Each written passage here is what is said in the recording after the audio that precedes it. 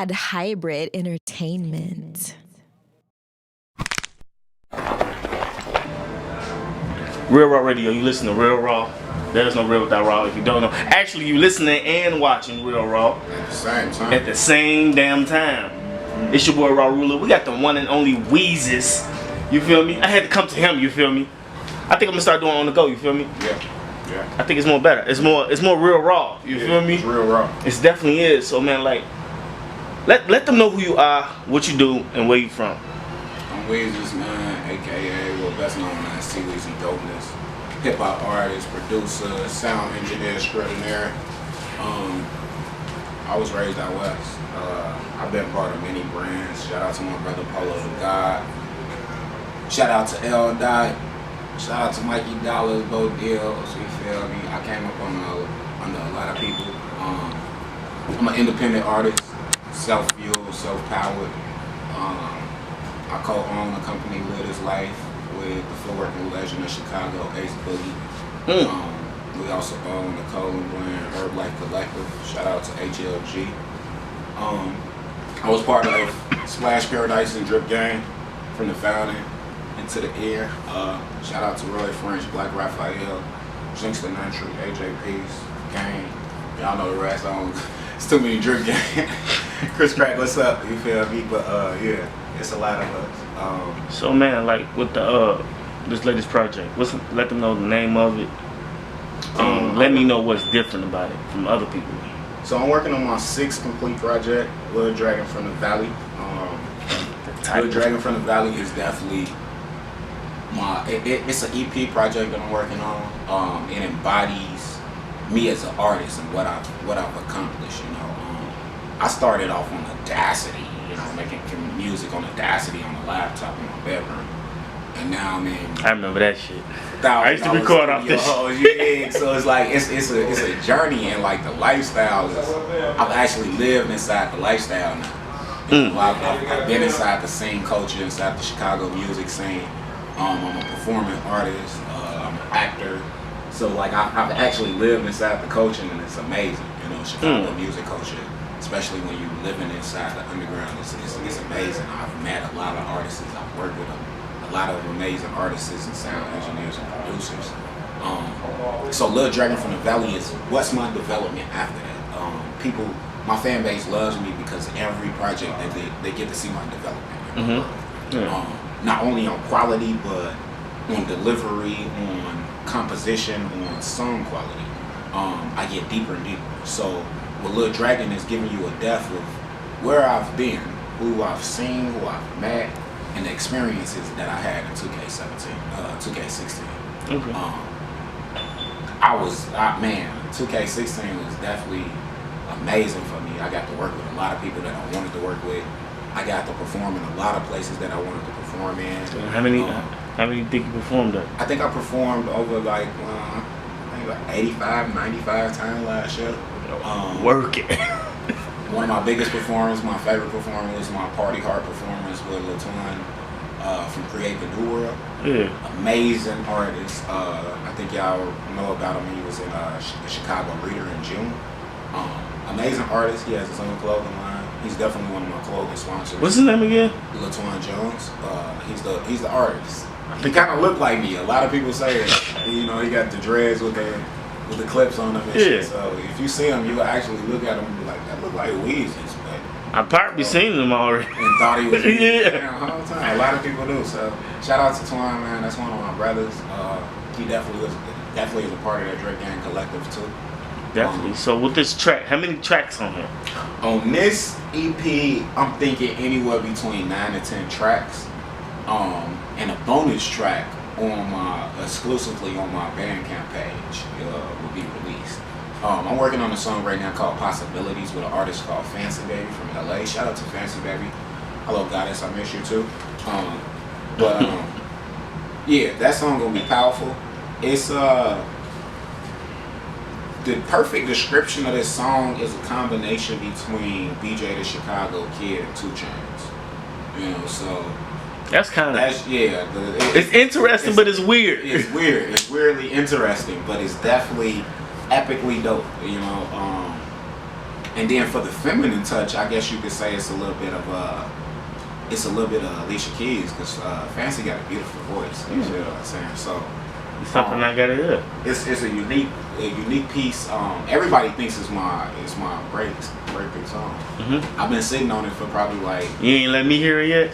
I haven't let it's probably like 7 Man, you gotta life that I heard it. you gotta let me hear that shit. You talking about motherfucker somebody else, it's your breakthrough. Yeah, I need to hear this shit. It's a legendary song. So what was the most challenging track to create on this project? I think right now the most challenging track that I'm working on will probably be this remake to a song that I'm doing for Famous Dex that took time. Me and my brothers is on it. I got Dre Scotty, Trusky, Hall of Fame, and myself on it. And then I think I got my brother Social Curry on it too. So it's a Raww song. We kind of like took the concept and redid it. Kind of tried to keep the melody of it. Yeah. I did a little freestyle to the original with the hook, and we loved it so much that we had to remake the whole song. So that's our most challenging piece right now. We're not done with it. Then another song that we're working on right now that will be on the project is a song me and Trailski Hall of Fame is working on, College Girl, which is a remake from one of my previous songs. If you're a fan of T. Weezy, then you probably know about College Girl. So to know that I'm remaking the song, it's y'all should be kind of excited, because it's like the song they made it, everything. And it sound like a visual right there, ain't gonna lie. Yeah. At a college party, just filming some shit like that. Yeah, it's gonna be amazing. I wanna do like an SAU. Hey, shout out to NIU, SIU, if y'all know what I'm saying. I rock with y'all hard. We definitely gonna be doing some college parties for y'all this summer too. But Definitely. College Girl gonna be I wanna tap into branding. So, like, cause I see you're like a specialist when it comes to branding. Yes. So give these people know what, fuck it, scratch it. Give these people a tip on branding. That's what we're gonna do. Give them a good tip on branding, especially for these music artists, because music artists don't really know how to brand. So give them a little tip or something. I think the biggest thing when it comes down to branding is understanding the target market. Like, if you don't understand who you're trying to aim your art at, then you make your art aimless. Especially for us hip hop artists. A lot of us hip hop artists don't understand the subgenres inside of hip hop. You got your drill artists, you got your trap artists, you got your artists with this trio sound, you got your R&B, you got your techno soul, you got a lot of artists that's it creates a versatility that you have to pick a brand new thing, and with 2017, it's like the hip hop culture is changing so much. You got independents being way more powerful than what they used to be, so now we have independents doing major league advertisements, you know what I'm saying? You have independents like Chance, shout out to Chance the Rapper, who has his own endorsement from Kit Kat. You know what I'm saying? And then at the same time, his brand is so big that he sits on the board of administrators for the Chicago White Sox Stadium. So that's how big your independent brand can get. But it's all about, first finding that target market. You have to know who you're aiming towards, whether it's a white person, whether it's the hippie culture, whether it's the hipsters or the college students, or maybe you're a trap artist and you're more urban. But you have to know the right PR to contact. You have to know the right promotions to get in contact with, and you got to know the platforms to promote your music. True. Because if I'm a trap artist, but I'm promoting my music inside of a genre that really likes Kendrick Lamar better, then I'm not gonna get no fans. You know what I'm saying? But if I'm a trap artist and everybody like Gucci Mane, and I drop my music at the same place that Gucci Mane drops his music, then I'm probably gonna draw some new fans. So just think about target market when you think about it. Target market. Okay. Yep. What you eating over there, man? This man right here. His creative juices was flowing. My creative juices was flowing. I was hungry. So what I did is I stir fried some noodles in the microwave, right? And then add a little bit of egg to it, So I got me a jailhouse special, complimentary Louise. But if y'all want to hit me up for the recipe, just follow me on Twitter at TheRealTY. That's TEEWHY. I'll give you a couple of cooking tips on the noodles. I know a lot about the noodles. You know what I'm saying? So with this music, like, what zone you be in when you creating your music? Like It actually depends on the song. depends on the song. I'm so versatile now. Like, I have 3 creative processes. Some creative processes I block everything out and I'm focused only on the composition of the song. Some songs I like to freeform. So what I do is I play the beat over and over. Okay. And throughout the day, I may create a verse, I may create a hook, I may create a bridge. But I build it off whatever I create first. A song we recently just did that off of is you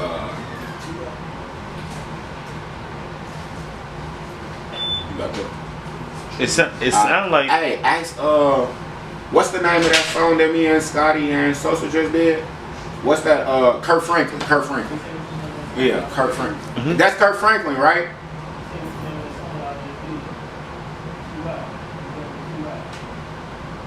Yeah, I think it's Kurt Franklin. But yeah, so Kurt Franklin.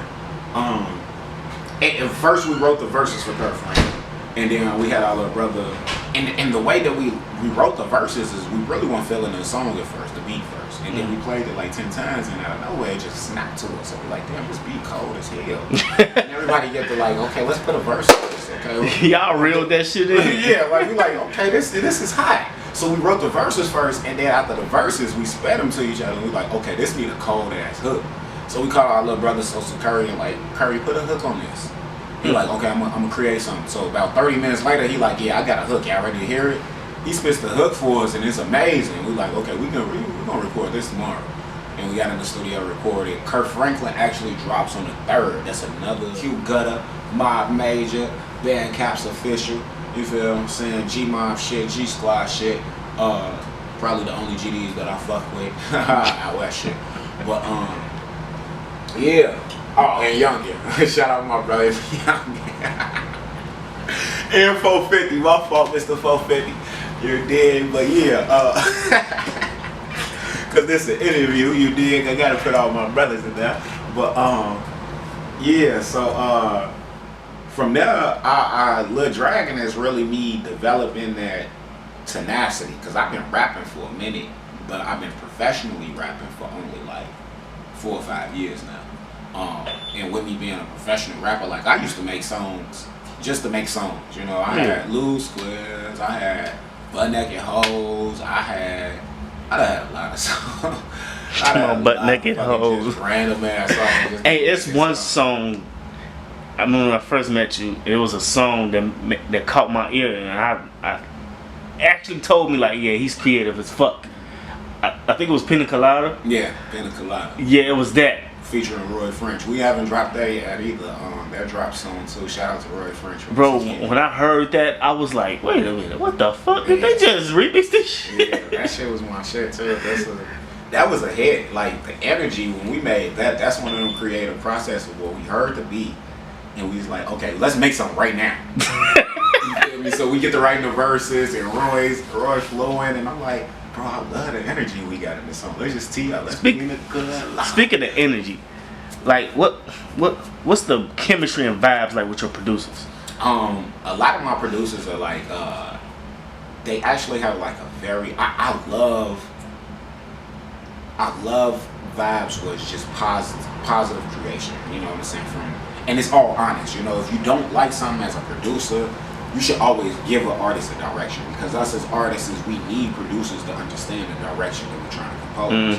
I love my producers because they're patient. You know, I don't like to listen. I don't like to build songs like regular artists or nothing. So like, I like verses before hooks. I like bridges with no verses. You know, I love harmonies with no singing. You know, so it's like, I love doing abstract shit, and my producers are always patient enough to try my ideas. Me being a sound engineer too, so I kind of understand how certain sounds are supposed to sound. I love the professionalism from some of my producers and engineers. 3 of the best engineers I ever had worked with. Vita Kid, shout out to Vita Kid. Shout out to CT, and definitely shout out to this new producer that I'm messing with, Professor Mike. Extraordinary artist. I love engineers and producers that have an ear for helping you compose a song. You know, because it's one thing to lay the track, but then to understand how it's gonna sound out of a speaker. You know, that's real song composition. Most artists they write lyrics. You know, I'm not, as you can see, I'm not a rapper. You know, I'm more of a hip hop artist. I really understand the composition of music. You know, and the composition of hip hop. It's not just lyrics over a beat. It's more that goes into it, even from the ad libs to the harmonization. That's why my next mega hit, which is Dirty Money, that's coming out real soon too. I'm literally only on the hook in the ad libs. You know, that's what somebody asked me for. It was like, man, I want you to feature on a track with you. I want you to feature on my hook, and I want you to do my ad libs for me. You know, so that's like, it's certain things that you as an artist you start to professionalize in. You know, and I professionalize in energy and the creation of how does this song feel. You know, and I love to make people feel. I love gut music. I love that music you can feel in your stomach. You know, and it attracts you. It grabs your heart. You know, and think about it. And then every song that ever did. When it's on the track, when other people hear it, they feel it. They feel it. They feel gut music. You know, you feel gut music internationally. True. So, like, how did you get the name Weezus? Weezy actually came. So Weezus came from my nickname T Weezy. T Weezy came from my middle name. I have two of them. Tyrone Taiwan. Taiwan being my very unique middle name is where my nickname came from, T Weezus. Okay. When I was first started rapping, I was a shorty. We had a little rap group called GMB, Get Money Boys, and they used to call us like the Young Money of our neighborhood. Yeah. We was D-boys, so we sold drugs and we stayed with money and all the fresh clothes. So everybody was like, man, y'all stay fly like Young Money. So they named me Young Money. They named my best friend Drizzy. They named my cousin Slim because he was tall as hell. And shit, I was, after the phase fad away, I was the only one that really kept the nickname Weezy. So people just stayed, T Weezy stuck to me. So then, as an artist, when I first started rapping, I was an artist called T.Wack. And then one of my managers was like, T.Wack is so much to say, a mouthful. And I was like, well, if I change my name, I'm gonna make people say more than less. And he like, well, you can't do that. What's the point of changing your name? I'm like, all right, if you make me change my name, I'll change my name to more. And he was like, okay, well, change your name then. And I changed my name to T Weezy Dopeness. And so T Weezy Dopeness became my name. I love it. It's been my brand ever since. Weezus comes from everybody. When I started, I have a hereditary disease called alopecia, so I actually go bald when I stress. And before I had dreadlocks, I had a bald spot in the middle of my head and two in my beard. And I went to the Africans. They gave me some aloe vera. They put it on, and they told me to do this process. And when I break down my weed, to rub my face with my hands. And about a month later, my hair was back. What? And I was like, man, what can I do to stop the alopecia completely? And I was like, keep drinking aloe vera water. True. Keep using aloe vera itself and grow dreadlocks. And I was like, freeform dreadlocks, or they was like, just do dreadlocks however you want to. You know, so I kind of did mine freeform. Well, they wasn't originally freeform locks. They was set in place locks with maintenance. But then after a while, I just got tired of the maintenance part. And then one day I went to a lady and she was like, you have very beautiful locks. You should stop parting your hair. And I was like, what you mean? And she was like, when you get your hair retwisted, don't part. Don't take a comb and separate the hair and put parts in your hair. Just naturally retwist them where they are. And that's why my locks is fat like this. So that's a little unique story too. But yeah, alopecia caused me to have these locks and shit, and I've been growing my hair ever since. And I don't know, I'm never cutting these motherfuckers. I never cut these. Well, I cut mine. I cut my dreads. So I want to get into, you was talking to me about this music group. Yeah. You're working on. Yeah. I just signed to a new label. Shout out to DJ Renzo Gates down in Atlanta. We just founded a new music group, 879 Music Group together. We have major distribution backing and public relations coming to us. Under that music group, we've signed a few artists as ourselves, him independently and me independently as co-CEO. I'm signing my whole music group, Zombie Gang, under me. Zombie Gang is an entity that me and my brother, Trusky Honda, Hall of Fame, created together. Zombie Gang being a collective of just my brothers and artists that we super fuck with. Me and my brothers, like I said, we've been rapping since we was youngins, you know what I'm saying? We just always had this talent for rapping. It's just I became a professional and my brothers went to jail. So for the very first time in history, we grown, we all out at the same time since we was shorties. And the only difference now is that we got rap careers. You know, some of us like they really want to get in their rap shape. And the concept of zombie game, Trotsky created that. He says, if you pay attention, everybody is a zombie. You know, if you ride on public transportation, most people are inside of their phones. If they're not inside of their phones, they inside of a tablet. You know, and if they're not inside of a tablet, then they in a stationary location where they're inside of a computer or inside of a TV. Nobody's actually living life anymore. You know, nobody's actually communicating. Everybody's really dead. We actually walking around dead zombies. So we took the zombie and concept and really capitalized on it. Being dead people. And then on top of that, being a part of a dead culture, you know. In Chicago, we're from Chicago, where a lot of people look at a black young man from Chicago as like a savage, you know.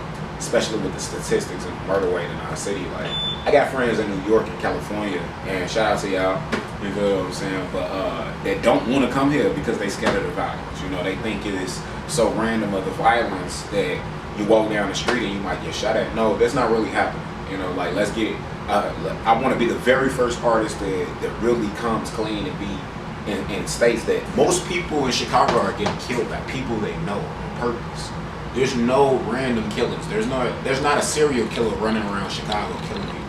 These are people that's really been in tour with each other, that's really killing each other. There's no reason to be afraid of Chicago if you don't have problems with people in Chicago. That's point blank period.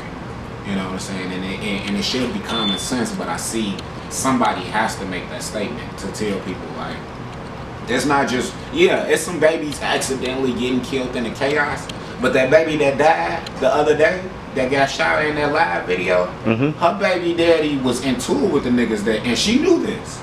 Once again, these are people that know each other, so you know you put yourself in that dangerous situation. That young lady decided to put that child and that man in that situation by even driving through that alley in the first place. You feel what I'm saying? So we all have to pay attention to things that's relevant. Let's not make up an illusion or some type of fantasy just to support an idea. You know what I'm saying? There's no such thing as random killings in Chicago. It's a gangster city. If you got killed, you got whacked. That means that was intentional. You know what I'm saying? Ain't nothing random happening. So if you afraid to come to Chicago, you have a mental problem. Because there's really nothing to be afraid of. Because the same thing that could happen in my city could happen in your city. You right about that.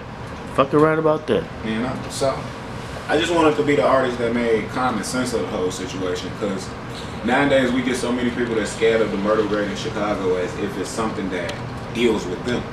You know what I'm saying? Like, even as a street nigga, when I wasn't in the streets, I didn't worry about the streets. You know what I'm saying? And it's just that simple. When you in the streets, you worry about the streets. You have to. You live by the gun, you live by the gun, you die by the gun. You know what I'm saying? But if you're not living by the gun, if you minding your own motherfucking business, and you getting on that CTA and going from point A to point B, and you zombie life, ain't nobody just coming up to you and picking with you, bro. That's not real. It's not realistic in Chicago. That's been said, and I'm glad I was the first artist to say it. Man, let them know where they can find your social media and music. You can find my music. Actually, you could Google search T. Dopeness. That's with an apostrophe between it. My music is too many places now. You can definitely follow me on SoundCloud at that same name. If you follow my social media, that's the real TY, the real TEEWHY. That's everywhere. Instagram, Twitter, Facebook, anywhere that is gonna ever have social media, I'm gonna always be the real TY. So I always put that name in first. And shit, I gotta we dropping the official website in about 3 months. I gotta go do a little bid for a little bit. So y'all, I see the free Weezus campaign coming real soon. It's nothing serious, guys. It's just a probationary hold. You know, I ain't catching no cases. Matter of fact, if they try to hold me for longer, y'all make sure y'all start writing petitions up to Wisconsin and tell Kenosha that they tripping, because y'all holding that man for a blunt, for real. For real. But I'm a man before I'm anything, so I'm gonna go do my time and shit, turn myself in, and come home after the Free Weezy campaign. Free Weezus campaign, you know what I'm saying? Shout out to Lil Wayne. I'll be using the fuck out of his name. But you feel me? If you want to do a feature or some shit, we could hook up. We could link up. You feel what I'm saying? Young Money, Zombie Gang and shit. I see it being legendary. You feel what I'm saying? And I could rent a big ass club downtown. We could throw a big ass after party. I bring all the stripper biddies, some of my drip gang homies, some of my homies from Trade Crew, Pivot Gang, and we have a big ass fiesta. You feel what I'm saying? You think about it. You got my social media info, just slide in my inbox, my shit always open. That's how my girlfriend called. You already know. Watching Real Raww. There's no real without Raww. Let's get it. Watch him eat this damn food. This shit fire, y'all. Y'all don't know what the fuck y'all missing. The Weezus noodles. Stir fried in a microwave. Y'all gotta add that. If you don't know how to stir fry your noodles in the microwave, you ain't no shit. With eggs. With eggs. Cause I need my protein, you know. Protein.